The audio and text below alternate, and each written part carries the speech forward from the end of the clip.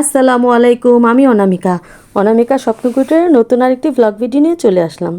আমি দার্জিলিং গিয়েছিলাম। শিয়ালদা স্টেশন থেকে দার্জিলিং মেইলে করে নিউ জলপাইগুড়ি স্টেশনে গিয়েছি। নিউ জলপাইগুড়ি স্টেশন থেকে বেরোচ্ছি। আমি তো ট্রেন আগেও দেখিয়েছি ভিতরে কেমন হয়, আর এবার স্টেশনটা দেখাচ্ছি।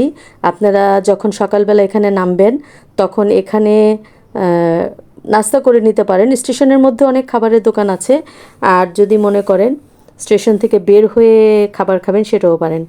তো আমরা উপরে হাঁটছি।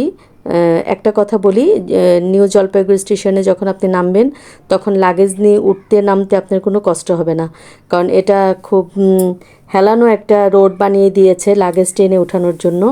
আবার চলন্ত সিঁড়িও কিন্তু আছে। চলন্ত সিঁড়িও আছে, ইলেকট্রিক চলন্ত সিঁড়ি যেটা সেটাও আছে, লিফটও আছে।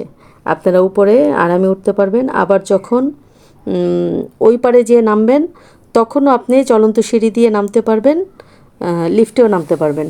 এটা আপনাদের ইচ্ছা। এখানে লাগেজ নিয়ে আসলে এমন না যে আপনার হাতে করে উঠিয়ে সিঁড়ি দিয়ে নামতে হবে, উঠতে হবে। এই কষ্টটা একটু কম দেখলাম, ভালোই লাগলো। প্রতিটা স্টেশনে এরকম থাকা দরকার। তো আমরা এই যে চলন্ত সিঁড়ি দিয়েই কিন্তু নেমে যাচ্ছি, যার কারণে লাগেজ টানাটানি করতে কারোই খুব একটা বেগ পেতে হয়নি। তো সবাই যাবেন, স্টেশনে কোনো প্রবলেম নেই, কোনো ঝামেলা নেই। আপনারা স্টেশন থেকে বের হয়েই যে কোনো জায়গার জিপ, অটো পেয়ে যাবেন। আর যদি বাসে যেতে চান তাহলে অটো দিয়ে আরেকটু এগিয়ে যেয়ে বাস স্টেশনে যেতে হবে, শিলিগুড়ি বাস স্টেশন। সেখান থেকেও আপনারা বাসে করে অনেক জায়গায় যেতে পারবেন যেখানে আপনাদের যাওয়ার ইচ্ছা। তো আমরা তো দার্জিলিং গিয়েছিলাম।